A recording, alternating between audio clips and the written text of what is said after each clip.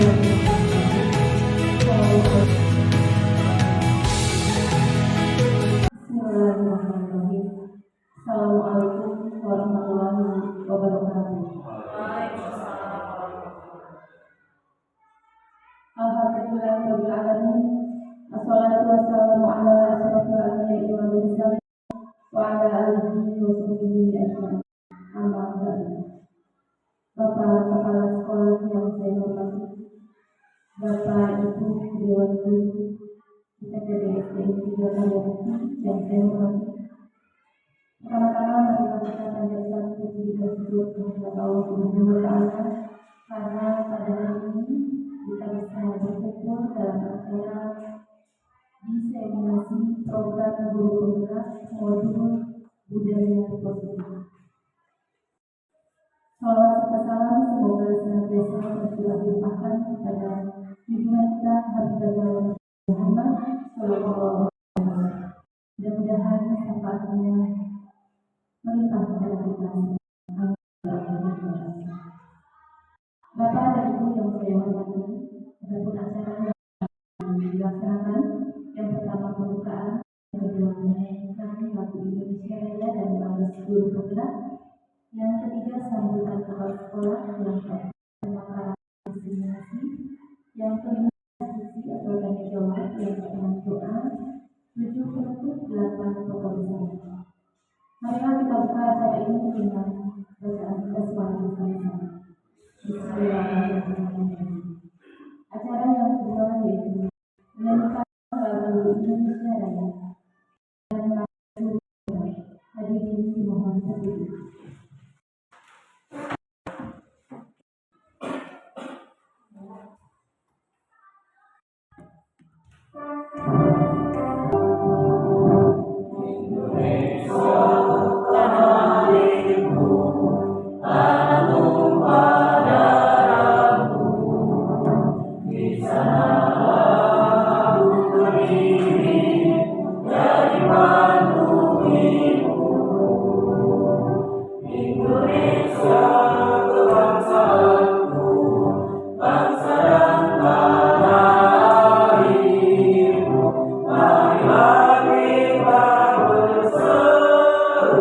Indonesia bersatu,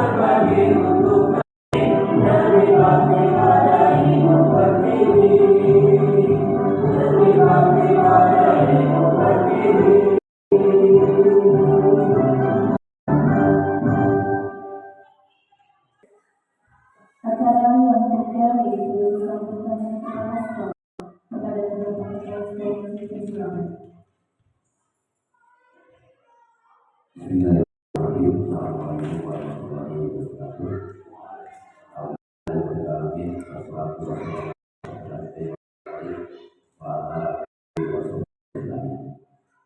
Bapak dan Ibu yang saya hormati dan narasumber. Alhamdulillah pada kesempatan ini kita dapat melaksanakan diseminasi penerapan budaya positif di sekolah. Dan waktunya insya Allah selesai satu jam. Dan kegiatan ini adalah merupakan kegiatan guru penggerak angkatan ke-11.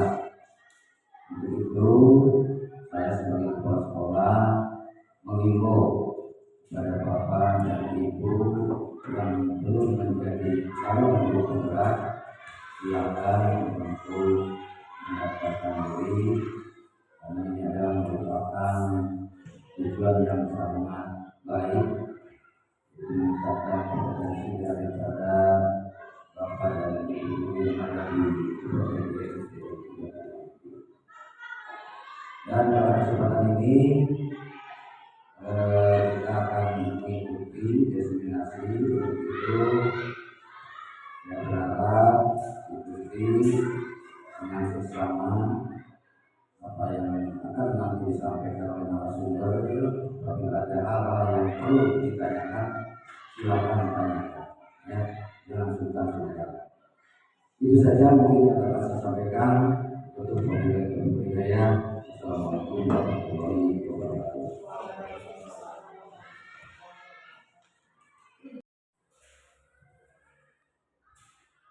Bismillahirrahmanirrahim.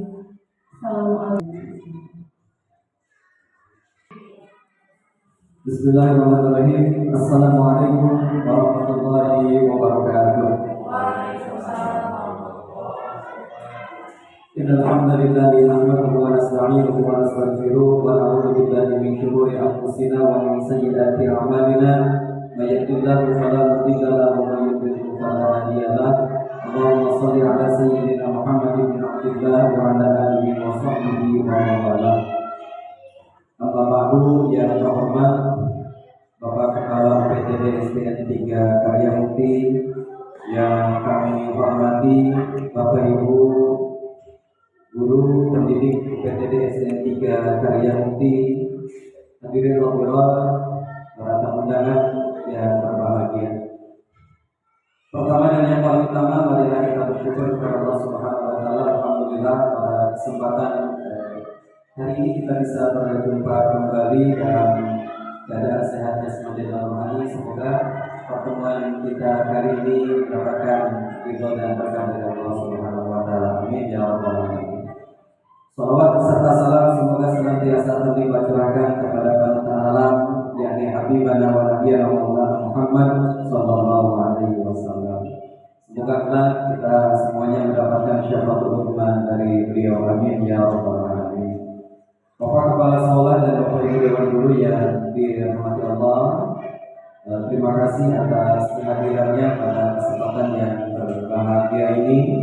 Mohon izin untuk dapat menyampaikan materi diseminasi penerapan budaya positif di sekolah sebagai implementasi dari pendidikan guru penggerak angkatan 11 Kota Banjar. Bapak Ibu, Darman Sarena, sehat Sarena, sehat lahir dan batin ya, sehat jasmani, rohani, plus ekonomi ya.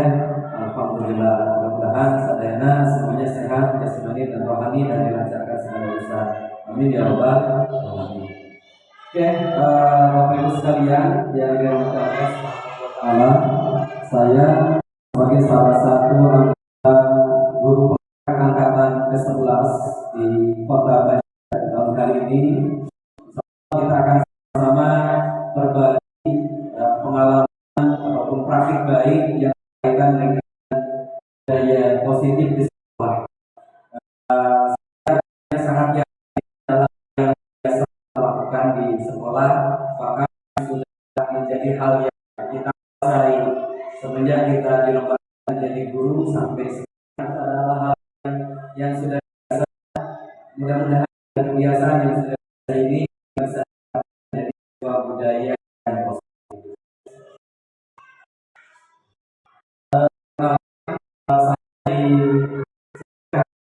Ini dibimbing oleh Pak Senior, Pak Rohim, kemudian dan pengajar praktiknya itu adalah Pak Acep Nurul Ihsan. Oke, Bapak Ibu sekalian, berkaitan dengan konsep inti budaya positif yang insya Allah hari ini kita akan sama-sama berbagi ataupun sharing. Kita nanti akan sama-sama membicarakan 7 hal ini. Jadi hari ini kita dengan suasana yang nyantai dan saling mendukung satu sama yang lain, mudah-mudahan kita dapat ilmu yang bermanfaat. Nanti kita akan berbicara apa itu disiplin positif, selanjutnya nilai-nilai kebajikan, kebutuhan dasar manusia itu seperti apa. Terus manusia ketika bergerak dan berperilaku itu motivasi perilakunya seperti apa. Pada nomor kelima nanti kita akan memahami tentang posisi kontrol sebagai guru. Bagaimana kita bersikap yang terbaik ketika menjadi seorang guru. Yang ketujuh, bagaimana cara membuat keyakinan kelas. Dan terakhir itu adalah segitiga restitusi. Sebelum kita masuk ke slide selanjutnya, mohon izin kita akan sama-sama melihat sebuah cuplikan video berikut ini sebagai refleksi awal tentang apa yang akan kita lakukan hari ini. Oke.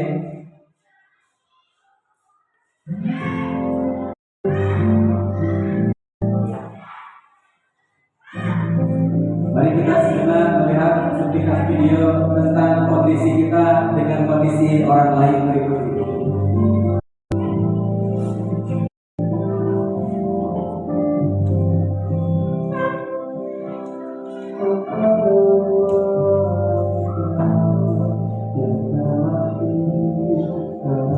Ini adalah sahabat-sahabat kita dengan beda profesi dengan kita hari ini. Mereka sama tengah menjalani kehidupan dengan susah dan bahagia yang menyertai hari-hari mereka.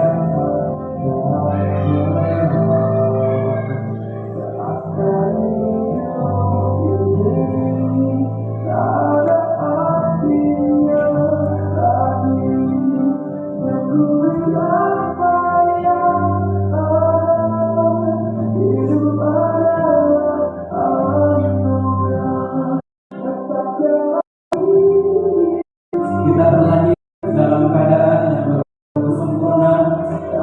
Allah titipkan panca indera yang lengkap dan bisa kita nikmati untuk mendukung aktivitas hari ini. Tapi coba bayangkan dengan saudara kita yang Allah titipkan keterbatasan, tapi tidak menjadikannya putus asa.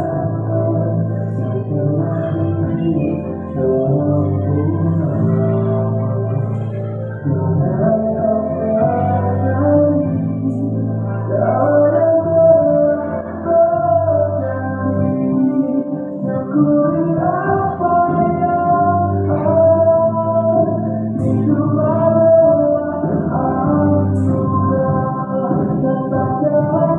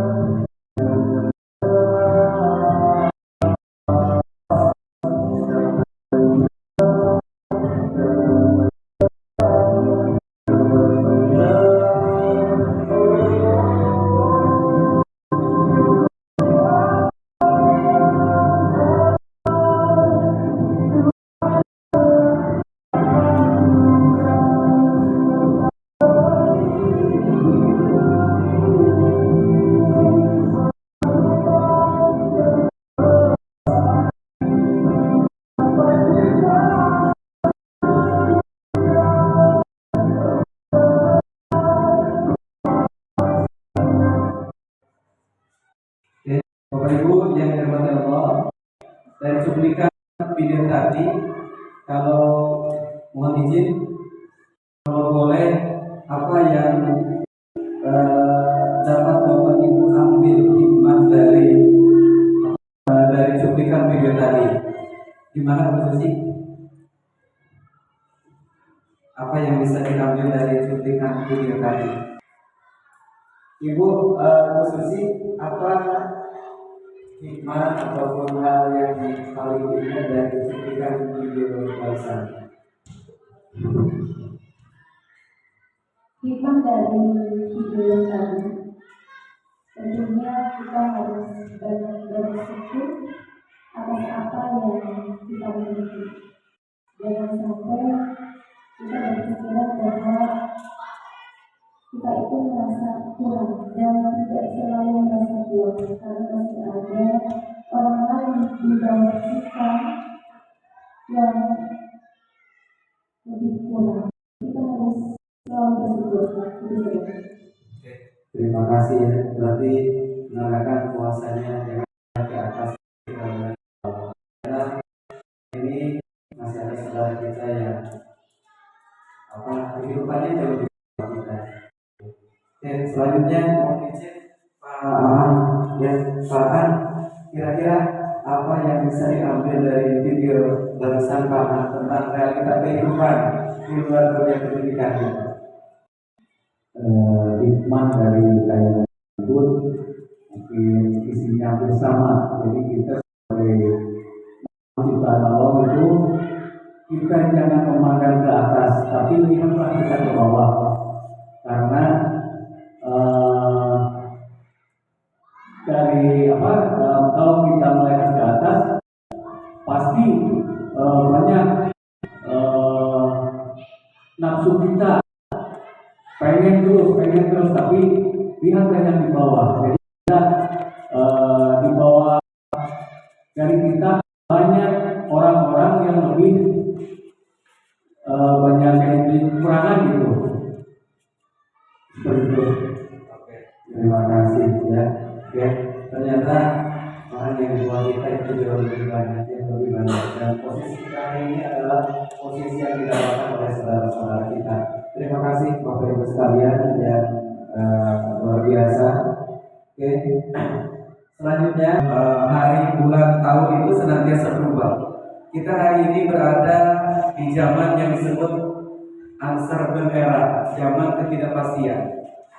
Salah satu hal yang menyebabkan zaman ketidakpastian itu adalah karena kita hidup sekarang di arus informasi yang disebut dengan borderless. Borderless itu adalah sebuah istilah di mana setiap negara hanya tanpa sekat. Buktinya ketika hari ini kita mendapatkan informasi itu jauh lebih cepat. Dalam hitungan detik kita sudah tahu kejadian di belahan dunia yang lain melalui gawe yang kita miliki hari ini. Artinya dunia pendidikan itu salah satunya adalah dituntut untuk senantiasa berubah Bapak Ibu sekalian. Ya, dulu kita menulis saja menggunakan papan tulis dengan kapurnya. Kemudian berubah, ya, kita menulis dengan spidol, kemudian berubah lagi melalui layar, kemudian berubah lagi ke online. Artinya zaman ini senantiasa berubah. Begitupun dengan pola pikir pendidikan kita, itu ada perubahan. Pembelajaran dengan paradigma baru merupakan pembelajaran yang dirancang berdasarkan pembelajaran berdiferensiasi. Jadi kata kuncinya hari ini pendidikan kita itu dituntut untuk melakukan diferensiasi. Ketika berbicara diferensiasi itu sudah tidak asing ya sekalian. Different itu artinya berbeda. Artinya pembelajaran berdiferensiasi itu adalah peserta didik belajar sesuai kebutuhan berdasarkan perkembangan suatu sesuai teori psikologi modern untuk mewujudkan profil pelajar Pancasila. Artinya pendidikan kita hari ini dituntut untuk dapat melayani semua peserta didik dengan segala keunikannya. Karena puluhan peserta didik yang ada di kelas kita kan potensinya macam-macam ya, dan karakternya pun macam-macam. Ada yang baik, ada yang luar biasa juga gitu ya. Nah, ini pembelajaran kita harus dapat melayani semuanya. Pembelajaran berdiferensiasi itu tidak melayani yang pintar saja, tetapi termasuk anak kita yang memiliki kebutuhan khusus pun oleh seorang pendidik mesti dilayani dengan baik. Anak kita mungkin potensinya ada di audio, ya, di pendengaran. Ada kadang-kadang anak itu di visualnya bagus, ada kadang-kadang di kinestetiknya. Secara tidak langsung anak ini kok suka kalau belajar itu nggak bisa diam, ya, maunya lompat sana lompat kiri. Itu mungkin ada kecerdasan di kinestetik. Anak ini kecerdasannya ngobrol terus, ya. Oh, ini berarti kecerdasan audionya. Oh, anak ini tidak suka ngobrol, tidak suka gerak sana sini, tapi kelihatannya dia itu suka melihat, mengamati. Oh, mungkin anak ini adalah kecerdasan secara visual. Nah, dalam pembelajaran kita kali ini harus menggunakan paradigma baru, yaitu pembelajaran berdiferensiasi, artinya melayani setiap anak itu cerdas. Tidak ada anak yang terlahir dalam keadaan bodoh. Setiap anak Allah titipkan potensi yang sangat luar biasa yang harus kita kembangkan. Begitupun dengan profil pelajar Pancasila, yang salah satunya itu adalah yang pertama adalah beriman dan bertakwa kepada Tuhan Yang Esa dan berakhlak mulia. Yang kedua adalah mandiri, kita menginginkan anak-anak yang di kemudian hari itu dapat melakukan minimal memenuhi kebutuhan untuk dirinya sendiri, tidak menyisahkan orang lain. Kemudian bernalar kritis, ketika mendapatkan informasi itu tidak langsung di-share-kan, minimal dia bisa pahami, bisa tabayunkan ini benar apa salah, baik apa buruk. Selanjutnya berkebinekaan global, maksudnya adalah dalam profil pelajar Pancasila ini, Bapak sekalian, ya, bangsa kita sadar tidak sadar itu tercipta dari berbagai macam perbedaan, ya, perbedaan ras, suku bangsa dan sebagainya, ya. Makanya kita bangsa Indonesia adalah bangsa yang majemuk, ya, bangsa yang majemuk.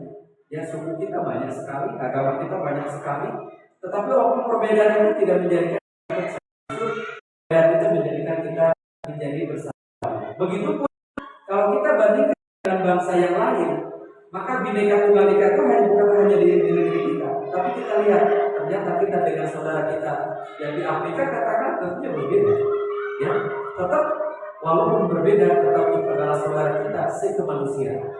Selanjutnya bergotong royong ini adalah budaya bangsa kita, ya, yang modal perjuangan kita sehingga kita bisa merdeka itu adalah karena budaya gotong royong. Kemudian kreatif itu adalah menghadirkan sesuatu yang baru. Next. Nah, Bapak Ibu sekalian, kalau kita berbicara selanjutnya masalah disiplin, betul. Kalau seandainya kita berbicara masalah disiplin, kira-kira yang terbersih itu apa ya, melihat kalau kata disiplin itu? Assalamualaikum warahmatullahi wabarakatuh. Disiplin itu kita tepat dalam hal salah satunya belajar, tepat dalam hal waktu. Kalau anak didik ketika disiplin belajar untuk datang sama waktu, coba seperti itu. Oke, ya, kita berbicara disiplin itu, terima kasih Bu ya, itu kurang lebihnya adalah tepat terhadap aturan, ya, tepat terhadap aturan. Artinya ketika kita mendisiplinkan anak itu berarti anak itu harus mengikuti aturan. Mari kita sama-sama membuka wawasan kita yang berkaitan dengan disiplin itu. Disiplin itu asal katanya dari kata disiplina yang artinya belajar, Bapak sekalian. Yang hari ini dalam pemikiran kita disiplin itu suatu yang harus dilakukan. Padahal arti kata disiplin itu adalah belajar. Ya, jadi bukan mengikuti aturan, tetapi belajar. Disiplin mengacu kepada diri tentang tanggung jawab apa yang harus dilakukan berdasarkan nilai yang diyakini.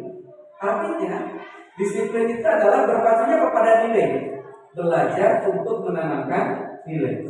Disiplin positif yang kita maksud itu merupakan salah satu cara untuk menerapkan dan mewujudkan kesadaran berserta tanpa adanya hukuman ataupun imbalan.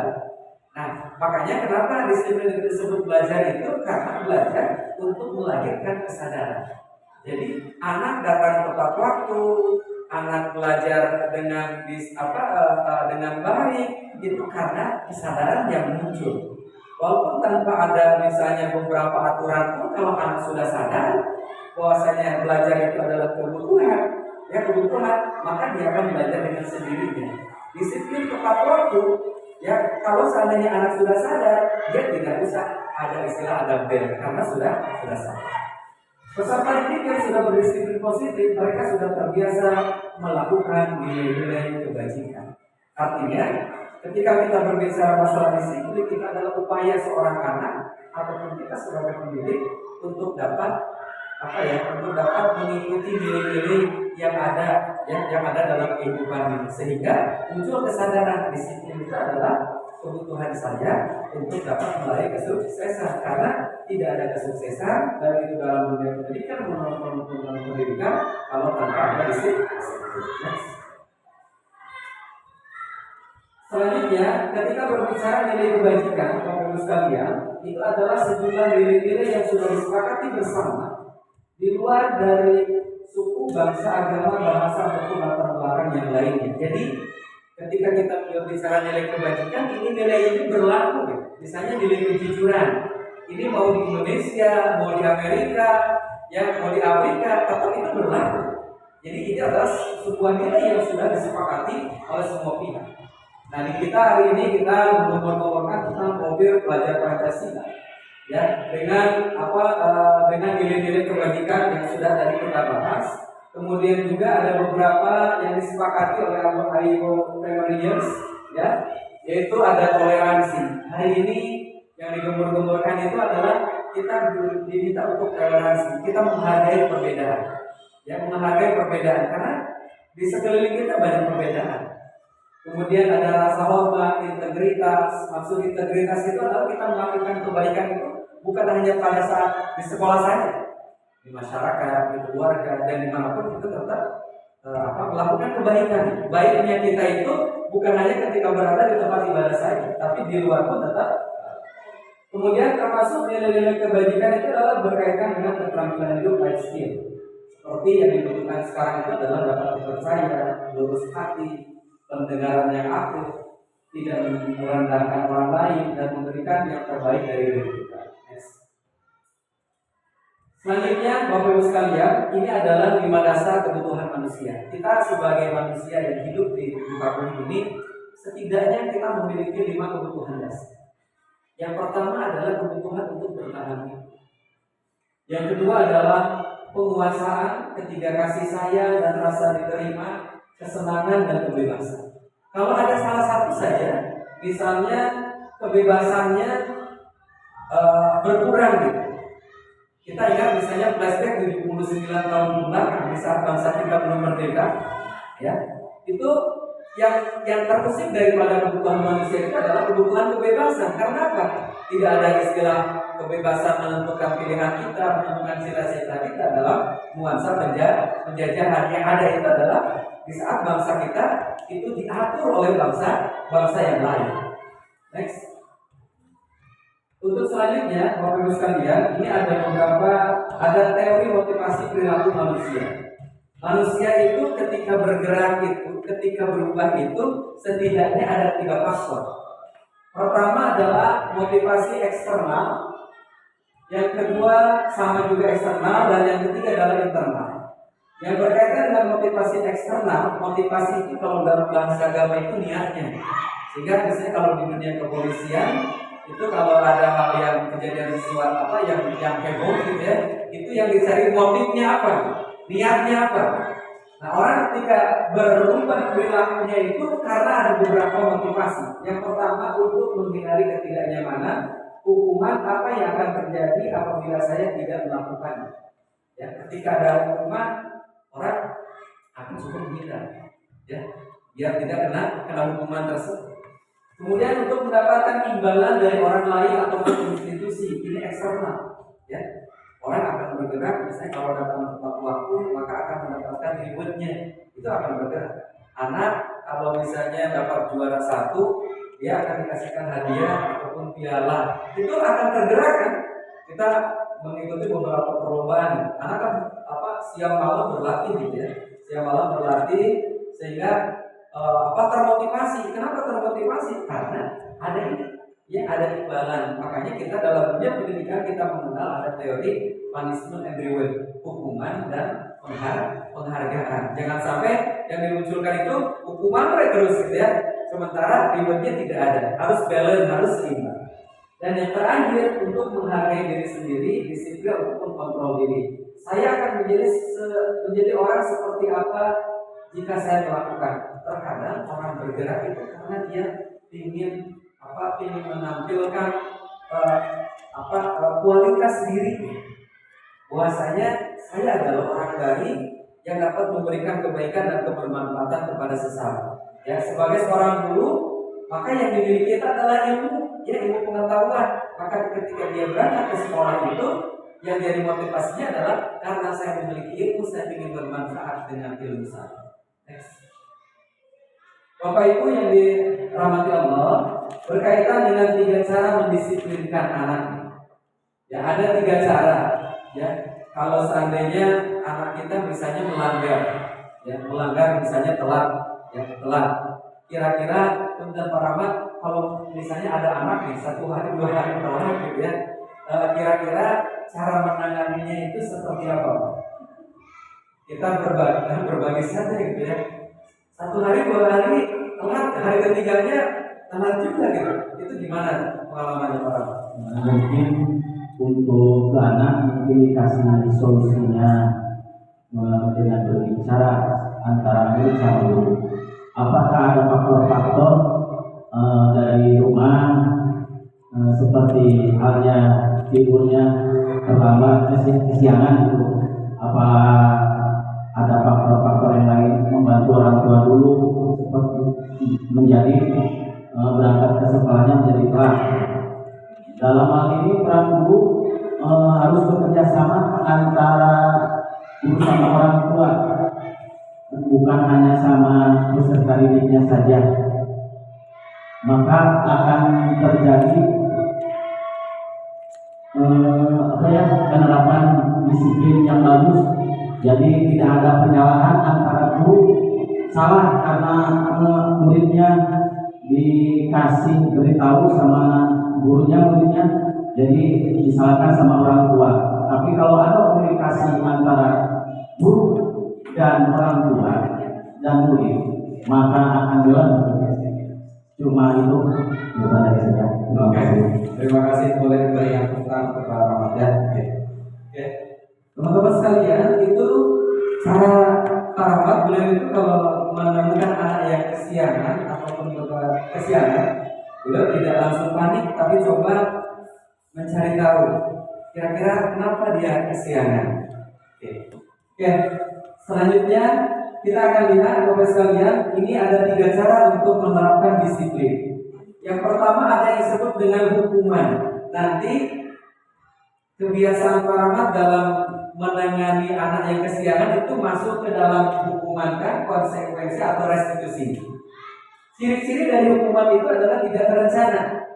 Jadi ketika anak kesiangan langsung saja nih, hukumannya misalnya anak itu disuruh lari-lari, ya.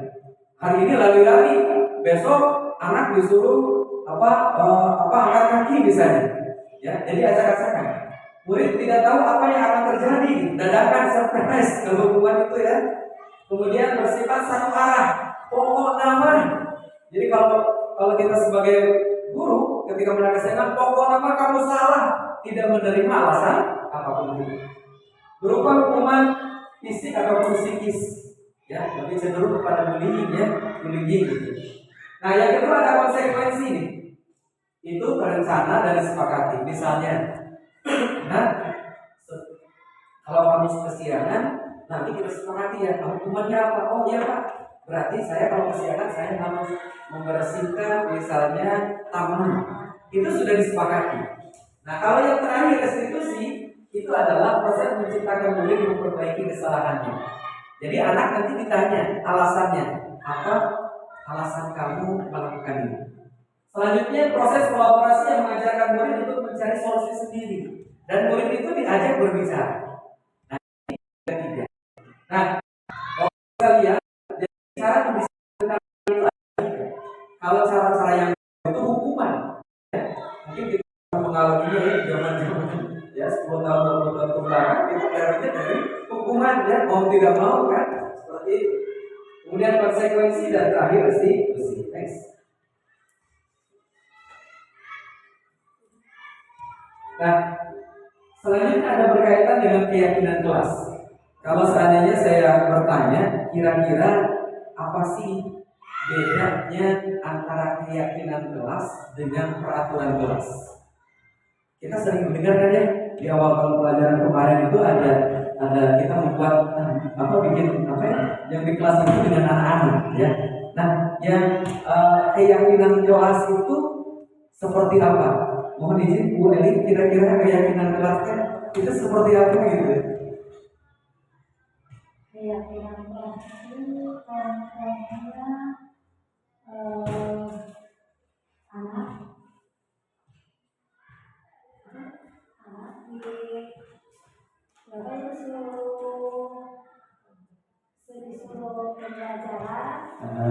disuruh pembelajaran langsung dia bisa bikin. Kita itu memahami ada yang perbedaan gitu. Jadi yakin, tapi anak yakin untuk belajar. Yakin untuk kalau berbicara masalah keyakinan itu abstrak ya, tidak kelihatan. Kemudian yang kedua, pernyataannya universal, positif dan mudah diingat. Nah, keyakinan itu adalah seperangkat nilai dan prinsip. Tadi anak kelas 1 jam 7 sudah duduk rapi di kelasnya, kemudian mereka sudah mempersiapkan buku. Kenapa mereka datang ke kelas itu? Karena mereka memiliki keyakinan kelas. Keyakinan kelasnya itu adalah prinsip-prinsipnya gitu. Prinsipnya apa? Belajar sungguh-sungguh itu adalah sebagai sarana untuk kesuksesan di masa depan. Akhirnya mereka datang ke sekolah. Jadi sesuatu yang diyakini dan disepakati bersama-sama Bapak Ibu sekalian. Berbeda kalau peraturan, ya peraturan itu muncul daripada keyakinan kelas. Yakin dulu baru bikin peraturan. Namun pada tahapan kita karena kita bikin peraturan dulu ya, peraturan dulu. Misalnya, kenapa kita suka bikin yang namanya piket di kelas? Alasannya apa? Supaya memudahkan anak untuk ayo kita coba antara tanggung jawab supaya anak tanggung jawab dengan kebersihan. Nah, keyakinan anak kenapa mau piket itu karena apa? Karena mereka memiliki keyakinan untuk kebersihan. Kalau kita naik motor ya kalau kita naik motor pakai helm, itu kita yakinnya kenapa sih pakai helm? Untuk keselamatan. Jadi peraturan itu muncul karena ada keyakinan, yakin akan pentingnya keselamatan kita menggunakan helm, yakin akan baiknya kebersihan maka ada piket. Oke, next.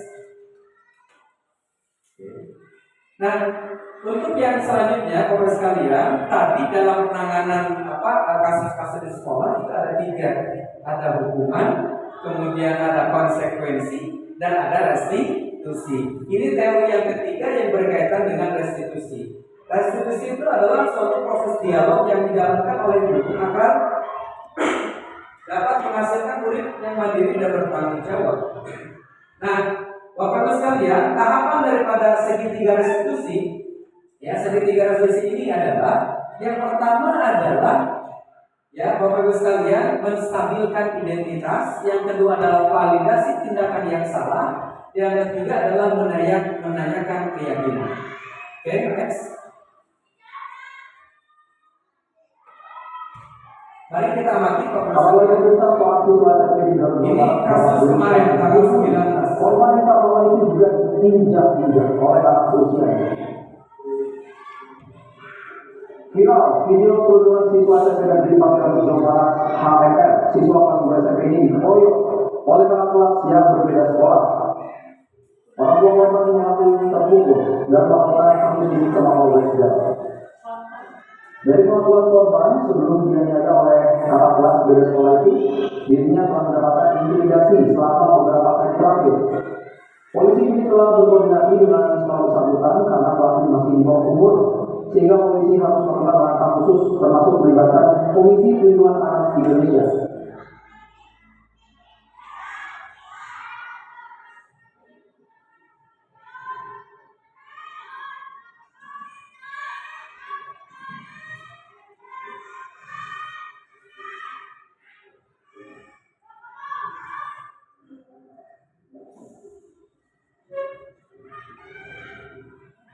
Oke, Bapak Ibu sekalian, ini tanggal beberapa hari ke belakang ini viral. Ada sebuah perundungan terjadi di salah satu sekolah, ya, salah satu sekolah di di daerah Jawa Barat. Jadi beberapa hari ke belakang itu viral sekali, sehingga salah seorang orang tuanya itu melaporkan tentang kasus perundungan di sekolah tersebut. Ini adalah contoh kejadian Bapak sekalian dalam menangani kasus ini. Ya, nanti kita akan coba analisa tadi Pak Ahmad ketika menangani anak yang kesiangan itu, ya kira-kira pendekatannya hukuman, konsekuensi atau restitusi. Ya, restitusi. Oke, Bapak sekalian, kalau seandainya kita melihat dari kasus tadi, misalnya dalam menangani kasus Pak Ahmad tadi, itu Pak Rahmat itu dalam menangani siswa yang 1 kali 2 kali atau berkali-kali kesiangan itu pendekatan hukuman, konsekuensi atau restitusi. Restitusi. Ya, restitusi. Kenapa restitusi? Karena tadi Pak Rahmat itu tidak langsung menghakimi anaknya, tapi dia mencoba untuk menenangkan anak. Dalam tahapannya, yang pertama adalah harus menstabilkan kondisi anak dulu. Anak itu wajar kalau belum pernah melakukan kesalahan, karena namanya anak-anak kan. Kadang-kadang kita dulu zaman anak juga pernah melakukan kesalahan. Kita belajar dari kesalahan. Ya, makanya ketika menangani anak yang salah itu, maka sewajarnya manusia itu tempatnya salah, tidak ada yang sempurna, pasti pernah melakukan kesalahan. Ya. Kemudian yang kedua ditanyakan oleh Pak Rahmat tadi. Ya, Pak Rahmat tadi ditanyakan itu apa alasan kamu telat? Mungkin saja anak menjawab, Pak, mohon maaf, ayah saya lagi sakit, ibu saya mungkin lagi sakit, saya harus mengurus adik-adik saya dulu. Bisa saja seperti itu. Ya, kemudian terakhir, ya, walaupun kita yakin itu sebuah kesalahan, tetap kita memberikan solusi kepada anak. Anak ditanya, kira-kira sekolah kita punya aturan atau tidak? Di kelas kita punya keyakinan kelas apa tidak? Punya. Apa keyakinan kelas dan peraturannya? Oh, datang tepat waktu. Kemudian anak ditanya dalam 3 restitusi itu, nah ke depannya kira-kira apa yang kamu lakukan? Mungkin anak akan berkata, insya Allah di kemudian hari saya akan datang tepat waktu. Next. Kita amati video berikutnya.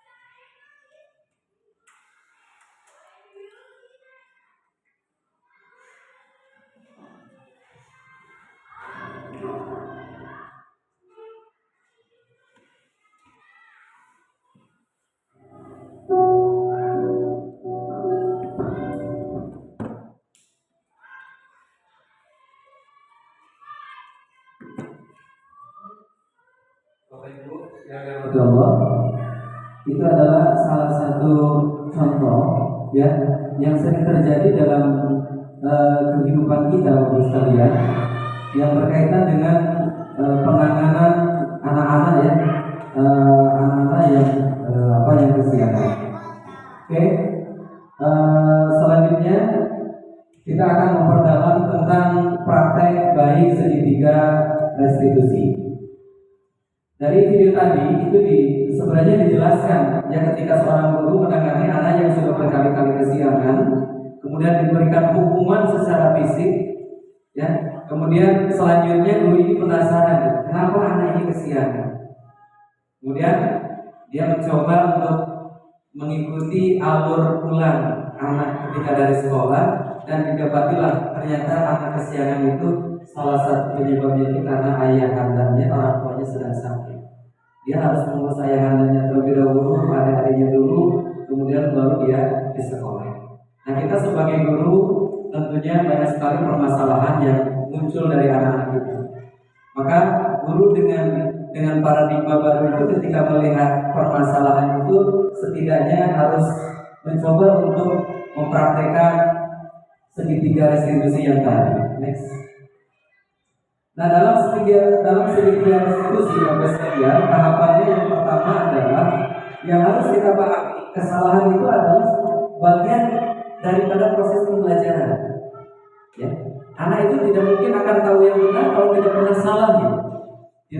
Anak tidak akan tahu betapa berharganya waktu kalau seandainya dia tidak pernah telat. Justru dari telat itulah kita tahu betapa pentingnya waktu. Kita tidak akan menikmati sunrise, matahari terbit itu kalau kita tidak pernah berada di kegelapan malam. Kalau seandainya 24 jam itu siang terus, ya itu biasa kan? Kita menikmati matahari yang cerah itu karena tadi malam kita merasakan kegelapan dan kita merasakan rembulan yang indah itu, ya karena siang harinya kita merasakan panas kan? Artinya dalam dunia pendidikan kesalahan itu adalah sebagai bagian daripada proses pembelajaran. Next. Selanjutnya, tindakan yang kedua adalah validasi tindakan yang salah. Setiap perilaku berusaha memenuhi kebutuhan tertentu. Nah, jadi ketika ada anak melakukan kesalahan, ya dalam segitiga restitusi itu penanganan yang pertama itu kita katakan wajar. Ya, setiap siswa itu pasti pernah salah. Ya, bahkan Bapak Ibu guru pun pernah melakukan kesalahan. Ya, perasaan semua pernah salah. Namun pada tindakan yang kedua, yang validasi tindakan salah, kita bisa mengumpulkan beberapa statement kita. Kamu pasti punya alasan kenapa kamu berbuat seperti itu. Jadi anak diberikan kesempatan dulu. Tadi Pak Rahmat ditanya, nah, kenapa kamu terlambat? Nah, baru anak memberikan alasan. Kalau dalam hukuman bahasanya itu pokok nama kamu salah, bapak benar. Tapi kalau dalam restitusi anak itu diberikan kesempatan untuk alat mengumpulkan alasan. Next. Selanjutnya di tahap yang terakhir sekalian itu adalah menanyakan keyakinan kelas. Setiap manusia termotivasi karena faktor intrinsik. Coba apa keyakinan kelas yang sudah disepakati misalnya ketika menemukan anak yang telat masuk ke sekolah. Ya, anak ditanya tadi tahap kedua itu kenapa kamu telat? Oh, bapak saya sakit masuk akal. Ya, ataupun bangun kesiangan, gak apa-apa, silakan saja. Kemudian di tahap ketiga baru anak itu coba ditanyakan kembali keyakinannya seperti apa. Misalnya, nah coba apa keyakinan kelas kita yang sudah disepakati? Oh, di kelas kita sepakat untuk datang tepat waktu. Oh, di kelas kita sepakat untuk menjaga kebersihan. Jadi ini pokok sekalian tentang budaya positif segitiga restitusi dalam kaitannya apa yang bisa kita terapkan di dalam dunia pendidikan. Mudah-mudahan apa yang akan saya sampaikan kepada manfaatnya. Kalau ada pertanyaan Allah Subhanahu wa taala, kalau ada salahnya mohon dimaafkan itu karena kesalahan saya. Itu yang akan saya sampaikan. Terima kasih atas perhatiannya. Maju terus pendidikan Indonesia. Teman-teman sekalian, berpikir dan juga kalian nanti senantiasa amal kebaikannya diterima Allah Subhanahu wa taala, dipanjangkan umur semuanya, dipermudah segala urusannya. Anak-anak kita yang sedang belajar diberikan amal yang soleh dan seterusnya. Amin ya rabbal alamin. Terima kasih. Assalamualaikum warahmatullahi wabarakatuh.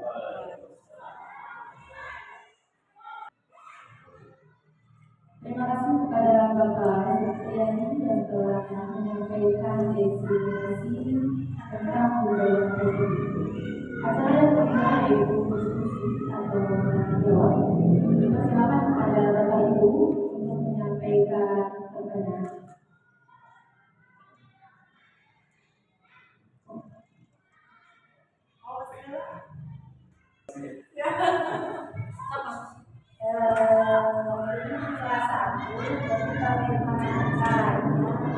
Keyakinan kelas itu diterapkan supaya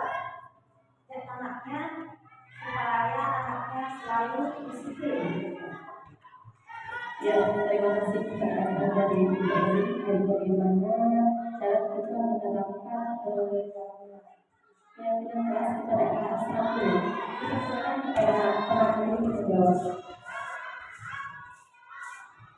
Bagaimana cara menanamkan keyakinan kelas di kelas 1? Oke, terima kasih, pertanyaannya luar biasa. Untuk keyakinan kelas di kelas 1 itu tentunya kita sesuaikan, ya. Keyakinan kelasnya itu tidak akan sama dengan keyakinan kelas atas, karena kelas 1 itu belum bisa berpikir abstrak. Jadi segala sesuatunya itu harus terlihat, ya, harus terasa, gitu ya. Maka cara menunjukkan keyakinan kelas di kelas 1 itu anak itu pertama diajak untuk berbicara, diajak untuk berdiskusi, misalnya menanamkan kebersihan.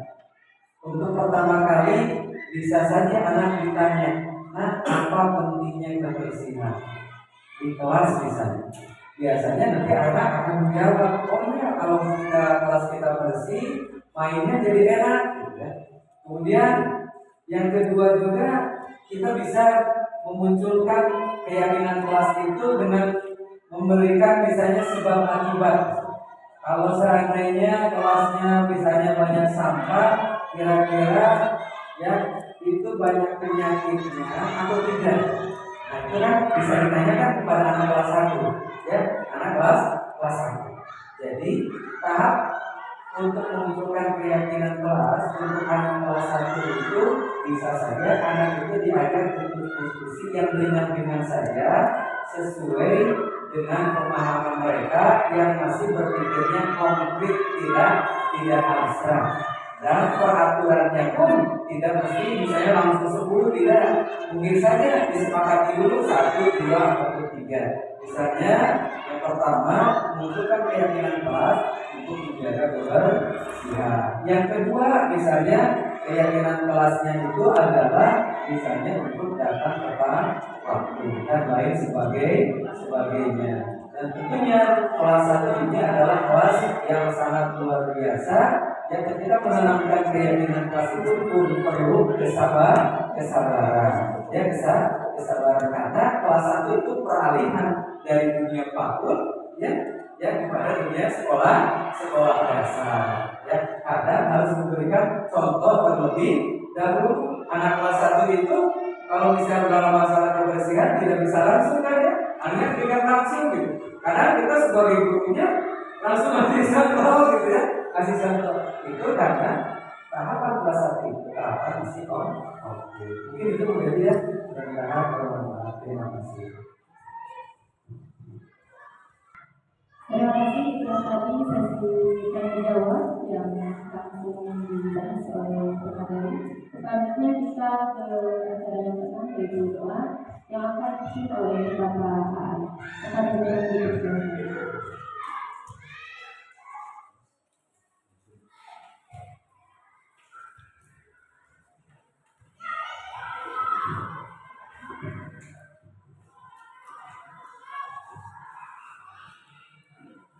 Assalamualaikum warahmatullahi wabarakatuh. Allahumma sholli ala sayyidina Muhammadin wa sallim ala sayyidina Muhammadin wa ala alihi wa sahbihi.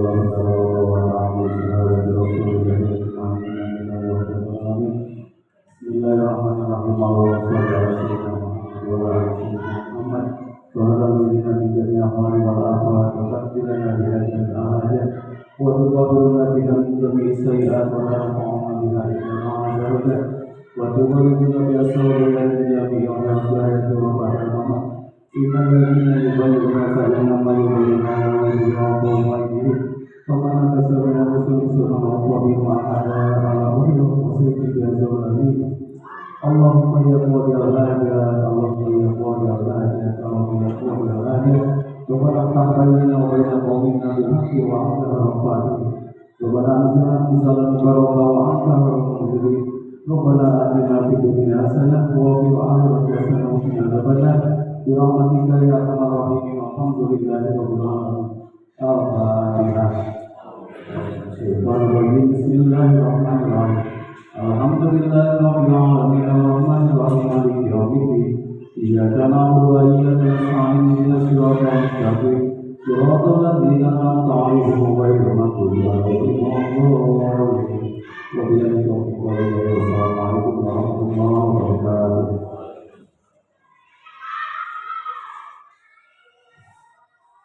Terima kasih kepada Bapak Ali yang telah acara yang ketiga yaitu terakhir alhamdulillah acara yang pertama sampai terakhir kalau kita melalui bersama dan kita bisa kita tutup dengan bacaan dalam bersama. Alhamdulillah. Saya sebagai konsultasi pada acara sebenarnya kurang menjadi pendapat. Mohon maaf sebesar-besarnya. Wassalamualaikum warahmatullahi wabarakatuh. Bismillahirrahmanirrahim. Assalamualaikum.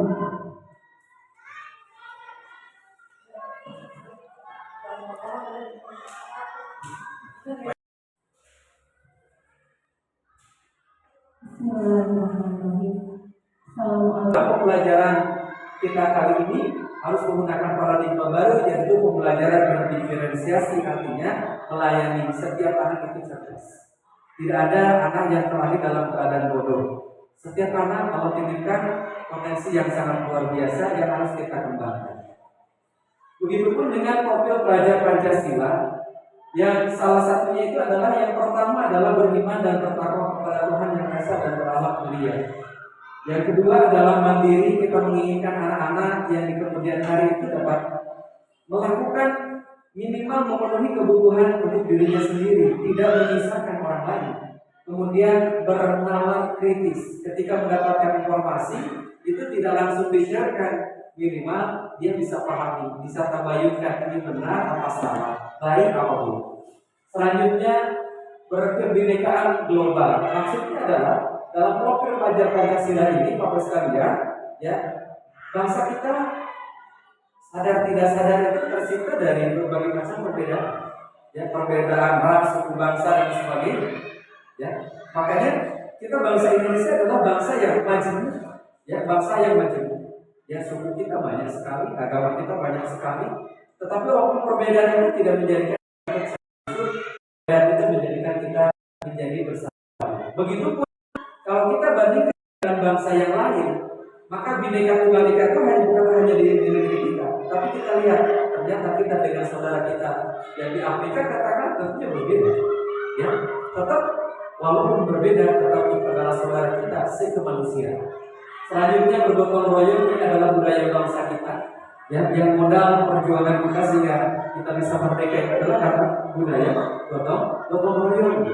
Kemudian kreatif itu adalah menghadirkan sesuatu yang baru. Next. Nah, Bapak Ibu sekalian, kalau kita berbicara selanjutnya masalah disiplin, betul. Kalau seandainya kita berbicara masalah disiplin, kira-kira yang terbersih itu apa ya, melihat kalau kata disiplin itu? Assalamualaikum warahmatullahi wabarakatuh. Disiplin itu kita tepat dalam hal salah satunya belajar, tepat dalam hal waktu. Kalau anak didik ketika disiplin belajar untuk datang sama waktu, coba seperti itu. Oke, ya, kita berbicara disiplin itu, terima kasih Bu ya, itu kurang lebihnya adalah tepat terhadap aturan, ya, tepat terhadap aturan. aturan. Artinya ketika kita mendisiplinkan anak itu berarti anak itu harus mengikuti aturan. Mari kita sama-sama membuka wawasan kita yang berkaitan dengan disiplin itu. Disiplin itu asal katanya dari kata disiplina yang artinya belajar, Bapak sekalian. Yang hari ini dalam pemikiran kita disiplin itu suatu yang harus dilakukan. Padahal arti kata disiplin itu adalah belajar. Ya, jadi bukan mengikuti aturan, tetapi belajar. Disiplin mengacu kepada diri tentang tanggung jawab apa yang harus dilakukan berdasarkan nilai yang diyakini. Artinya, disiplin itu adalah berpacunya kepada nilai. Belajar untuk menanamkan nilai. Disiplin positif yang kita maksud itu merupakan salah satu cara untuk menerapkan dan mewujudkan kesadaran peserta didik tanpa adanya hukuman ataupun imbalan. Nah, makanya kenapa disiplin itu disebut belajar itu karena belajar untuk melahirkan kesadaran.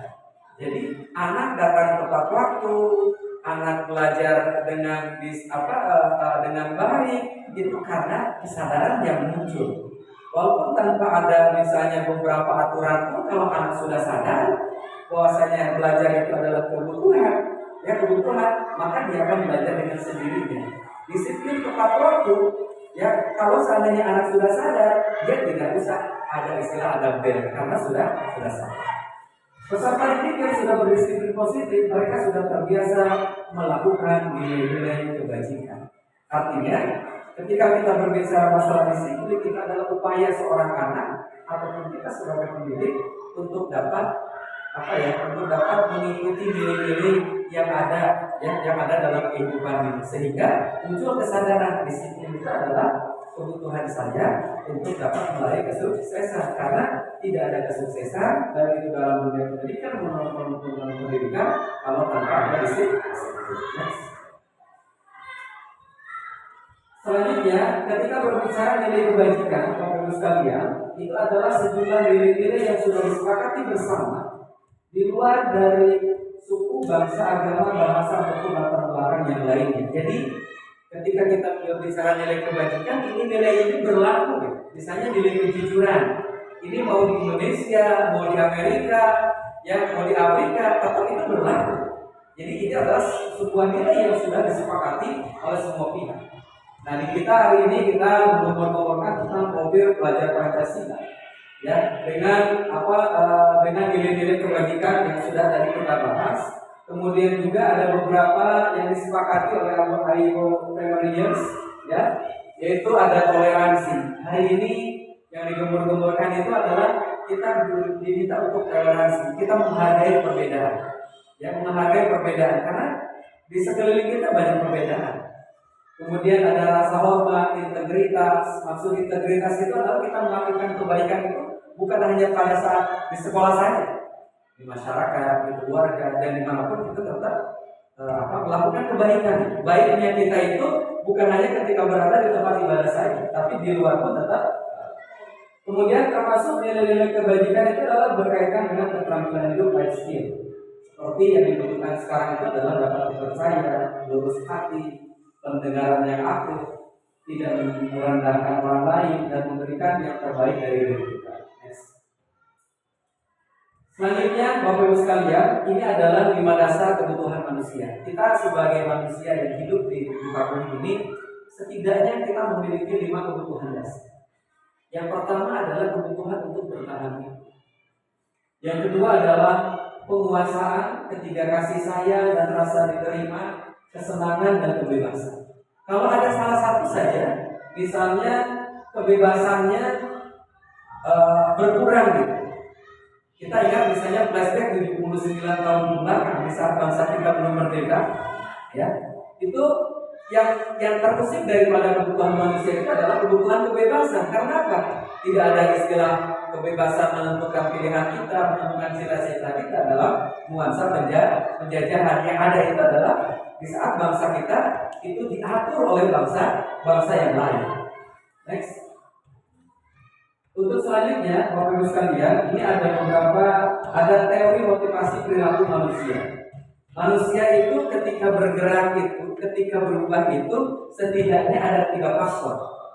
Pertama adalah motivasi eksternal, yang kedua sama juga eksternal, dan yang ketiga adalah internal. Yang berkaitan dengan motivasi eksternal, motivasi itu kalau dalam bahasa agama itu niatnya. Sehingga misalnya kalau di dunia kepolisian itu kalau ada hal yang kejadian sesuatu apa yang heboh gitu ya, itu yang dicari motifnya apa, niatnya apa.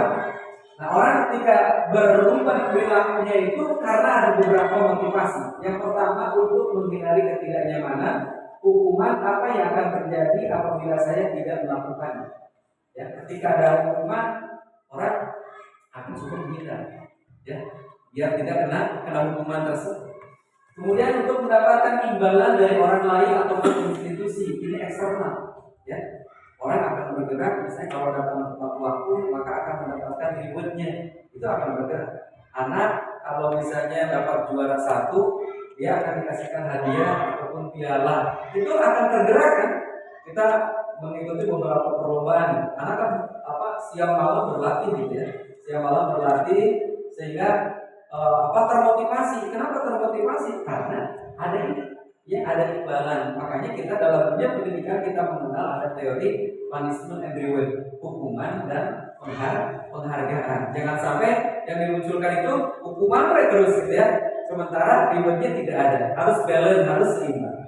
Dan yang terakhir untuk menghargai diri sendiri, disiplin untuk kontrol diri. Saya akan menjadi orang seperti apa jika saya melakukan. Terkadang orang bergerak itu karena dia ingin menampilkan kualitas diri. Bahwasanya saya adalah orang baik yang dapat memberikan kebaikan dan kebermanfaatan kepada sesama. Ya, sebagai seorang guru, maka yang dimiliki kita adalah ilmu, ya, ilmu pengetahuan. Maka ketika dia berangkat ke sekolah itu, yang jadi motivasinya adalah karena saya memiliki ilmu, saya ingin bermanfaat dengan ilmu saya. Next. Bapak Ibu yang dirahmati Allah, berkaitan dengan 3 cara mendisiplinkan anak. Ya, ada 3 cara. Ya, kalau seandainya anak kita misalnya melanggar misalnya telat. Kira-kira untuk Pak Rahmat, kalau misalnya ada anak nih 1 hari 2 hari telat gitu ya, kira-kira cara menanganinya itu seperti apa? Kita berbagi saja gitu ya.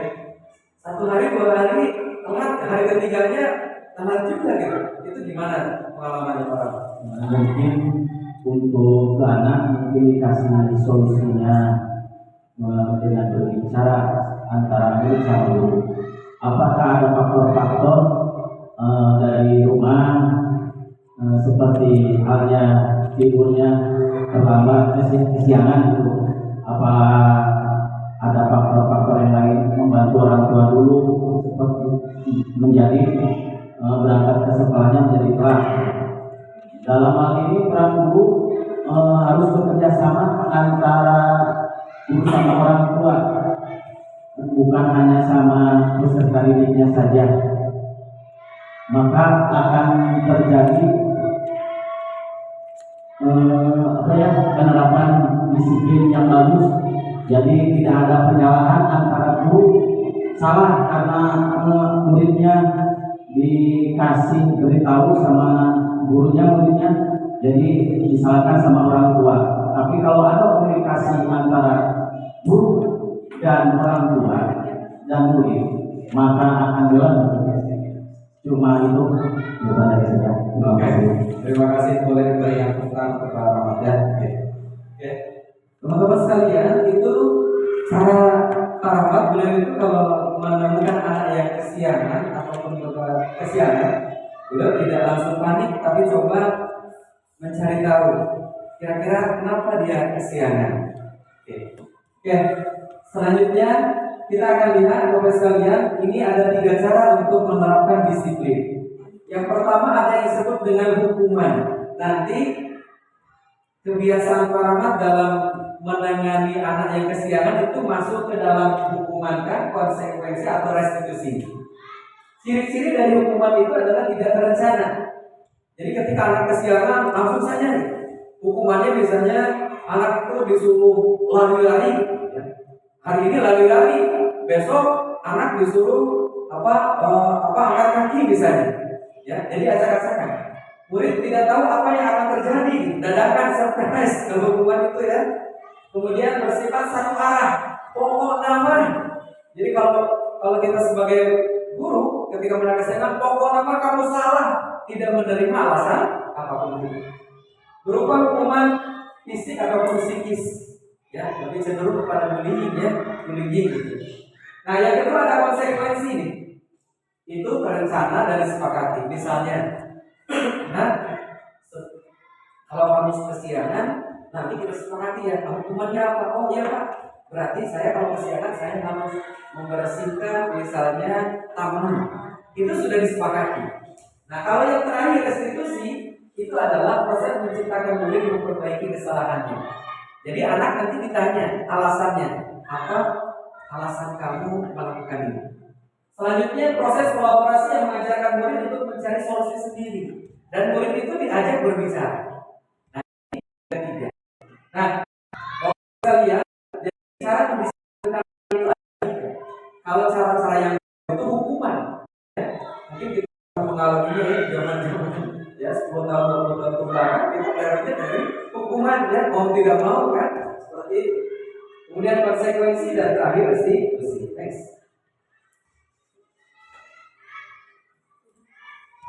Nah, selanjutnya ada berkaitan dengan keyakinan kelas.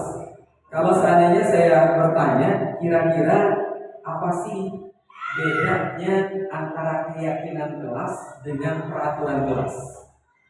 Kita sering mendengar kan ya, di awal tahun pelajaran kemarin itu ada kita membuat bikin apa ya, yang di kelas itu dengan anak-anak ya. Nah, yang keyakinan kelas itu seperti apa? Mohon izin Bu Eli, kira-kira keyakinan kelasnya itu seperti apa gitu? Keyakinan kelas itu contohnya anak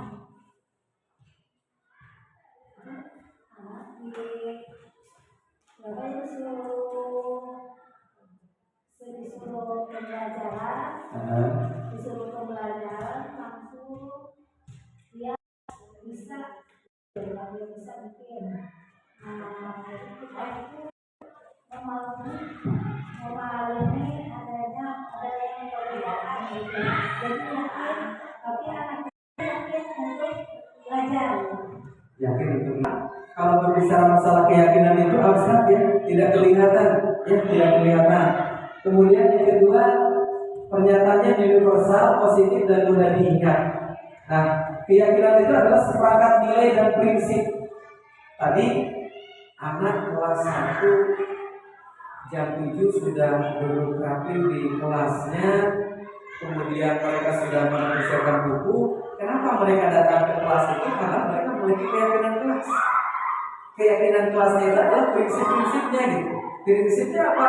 Belajar sungguh-sungguh itu adalah sebagai sarana untuk kesuksesan di masa depan. Akhirnya mereka datang ke sekolah.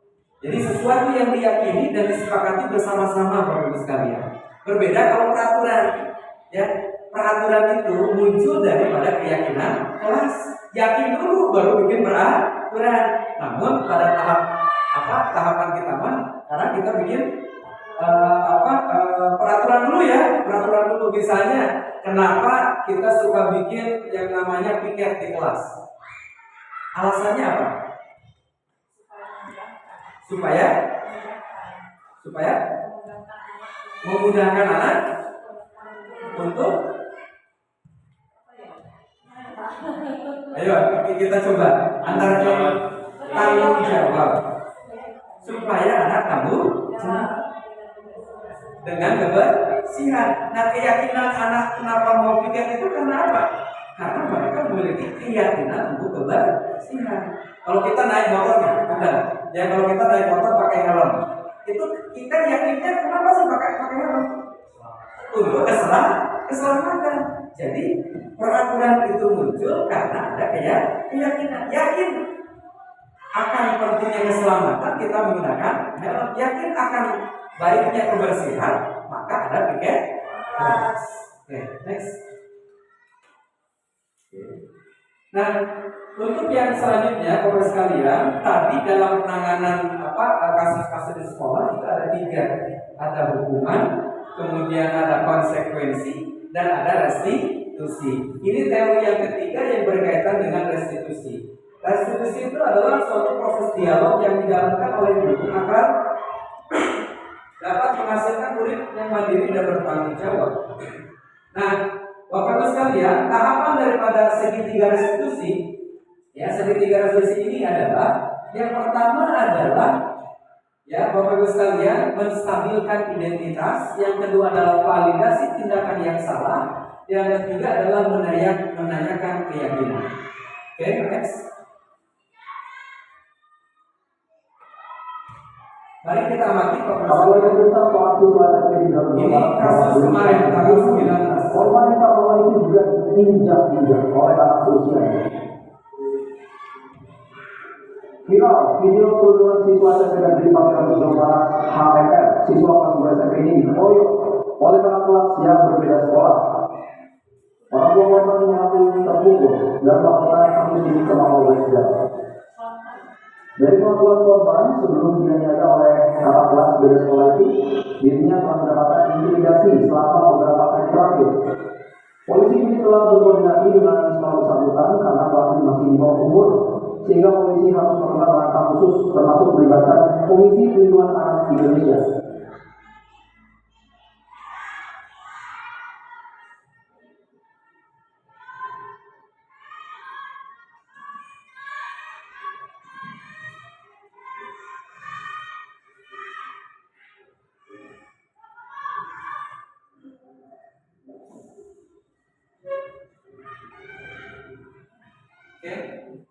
Bapak Ibu sekalian, ini tanggal beberapa hari ke belakang ini viral.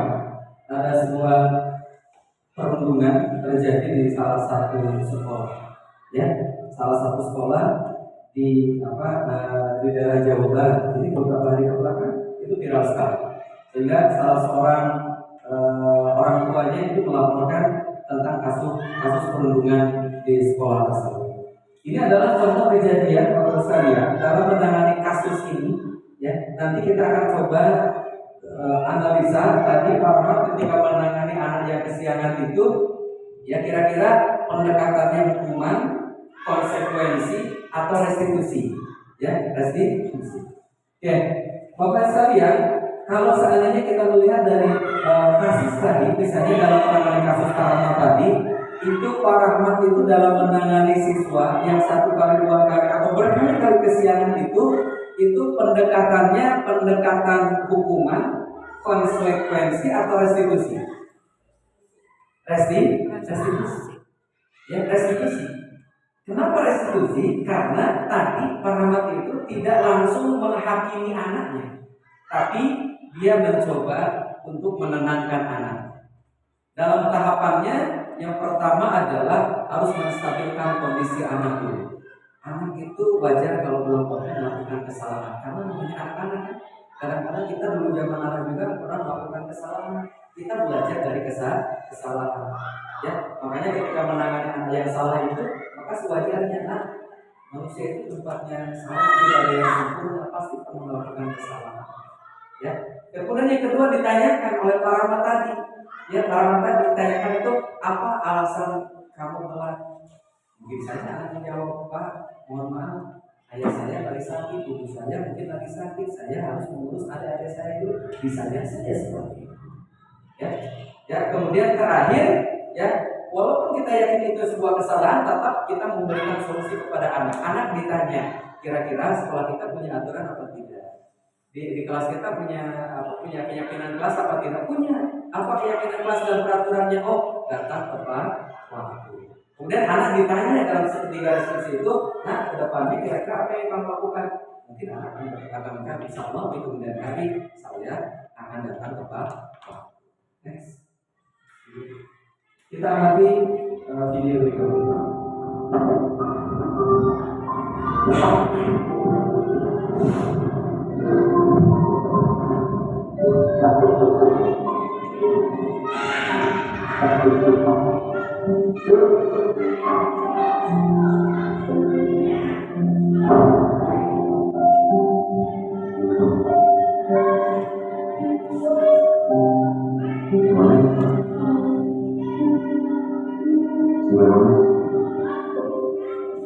Zero.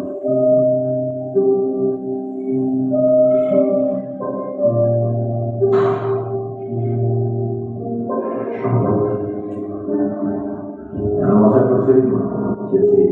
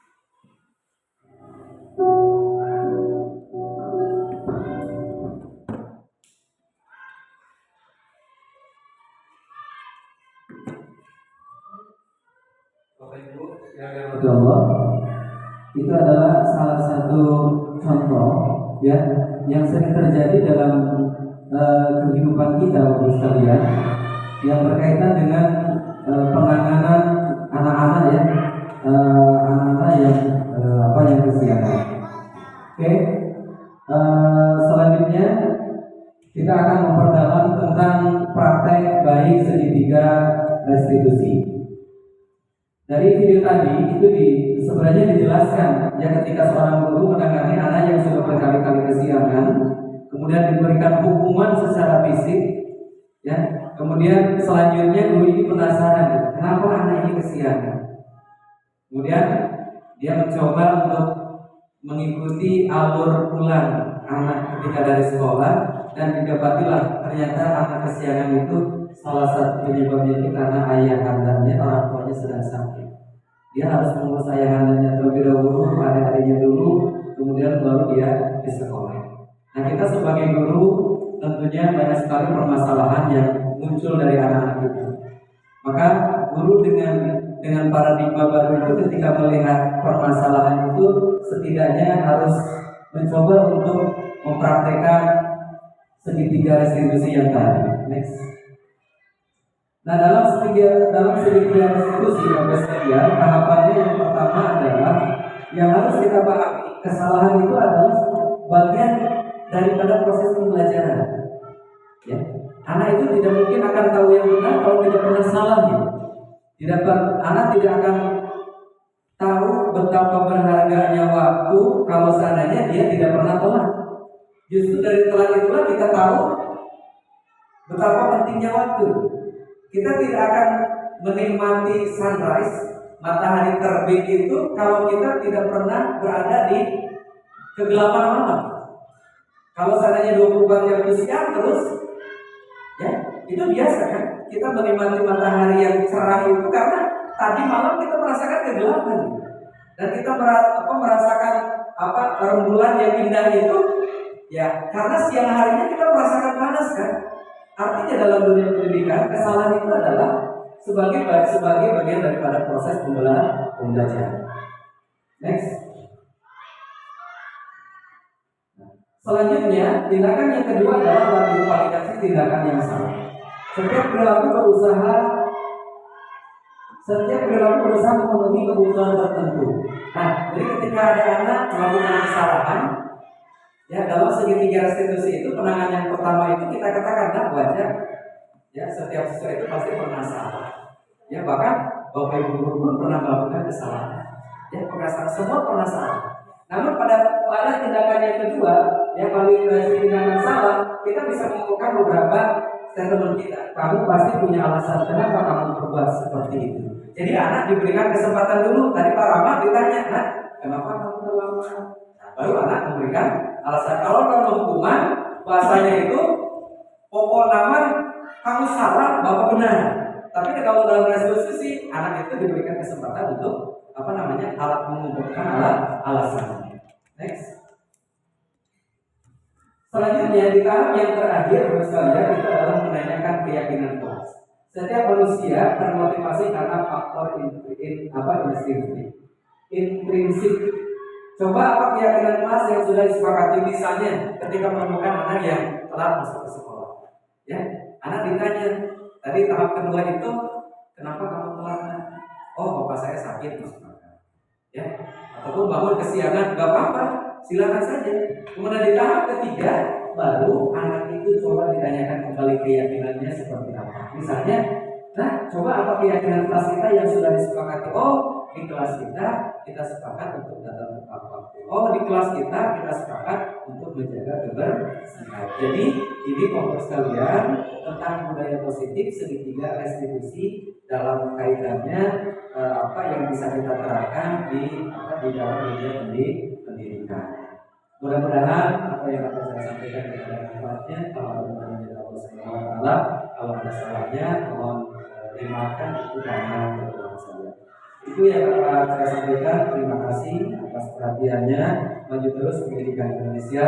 Teman-teman sekalian, berpikir dan juga kalian penting senantiasa amal kebaikannya diterima Allah Subhanahu wa taala, dipanjangkan umurnya, dipermudah segala urusannya. Anak-anak kita yang sedang belajar diberikan amal yang saleh dan soleh. Amin ya rabbal alamin. Terima kasih. Assalamualaikum warahmatullahi wabarakatuh.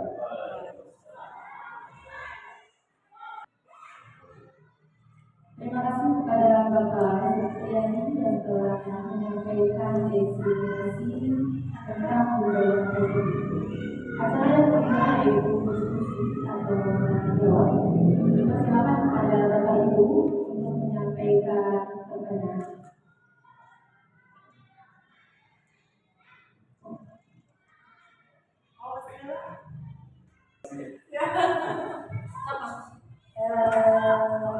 Kelas 1, jadi bagaimana caranya keyakinan kelas itu diterapkan supaya anaknya selalu disiplin. Ya, terima kasih kepada dari bagaimana cara kita menerapkan keyakinan kelas kepada anak satu. Kita silakan kepada teman ini menjawab. Bagaimana cara menanamkan keyakinan kelas di kelas 1? Oke, terima kasih, pertanyaannya luar biasa.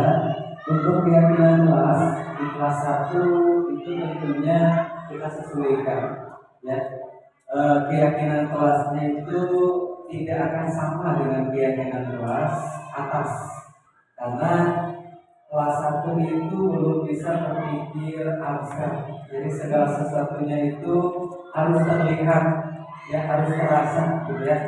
Maka cara menunjukkan keyakinan kelas di kelas 1 itu anak itu pertama diajak untuk berbicara, diajak untuk berdiskusi, misalnya menanamkan kebersihan. Untuk pertama kali bisa saja anak ditanya, nah, apa pentingnya kebersihan di kelas misalnya. Biasanya nanti anak akan menjawab, oh iya, kalau kelas kita bersih, mainnya jadi enak, gitu. Kemudian yang kedua juga kita bisa memunculkan keyakinan kelas itu dengan memberikan misalnya sebab akibat. Kalau seandainya kelasnya misalnya banyak sampah, kira-kira ya itu banyak penyakitnya atau tidak. Nah, itu kan bisa ditanyakan kepada anak kelas 1, ya, anak kelas 1. Jadi tahap untuk menunjukkan keyakinan kelas untuk anak kelas 1 itu bisa saja anak itu diajak untuk diskusi yang ringan-ringan saja sesuai dengan pemahaman mereka yang masih berpikirnya konkret, tidak abstrak. Dan peraturannya pun tidak mesti misalnya langsung 10, tidak. Mungkin saja disepakati dulu 1, 2, atau 3.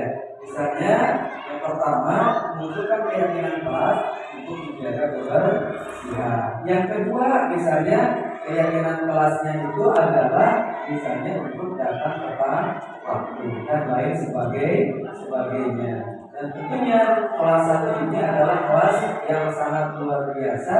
Yang ketika menanamkan keyakinan kelas itu pun perlu kesabaran. Ya, kesabaran karena kelas 1 itu peralihan dari dunia PAUD ya kepada dunia sekolah dasar.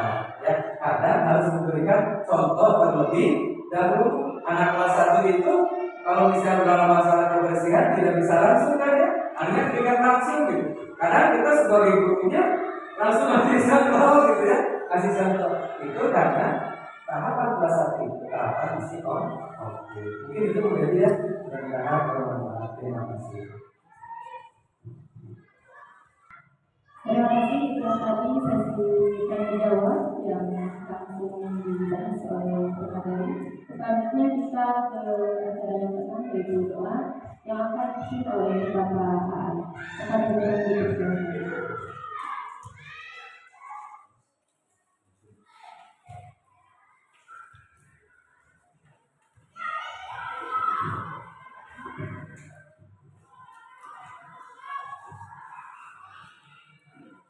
Assalamualaikum warahmatullahi wabarakatuh. Allahumma sholli ala sayyidina Muhammadin wa sahbihi wa sallim wa nabiyyina wa Muhammad. Assalamualaikum warahmatullahi wabarakatuh.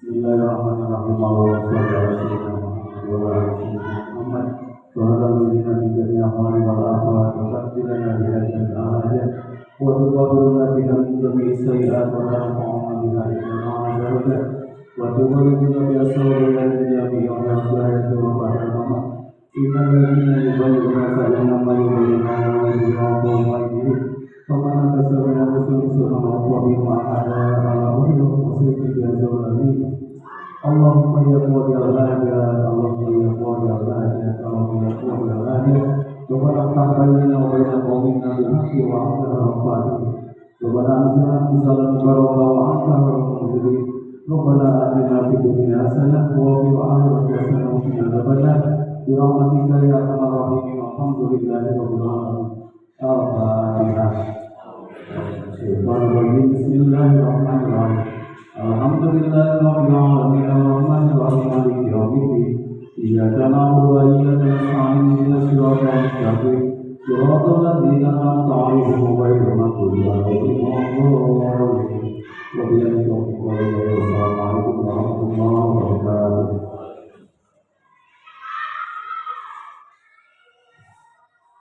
Terima kasih kepada Bapak Aan yang telah memimpin acara yang ketiga yaitu satu alhamdulillah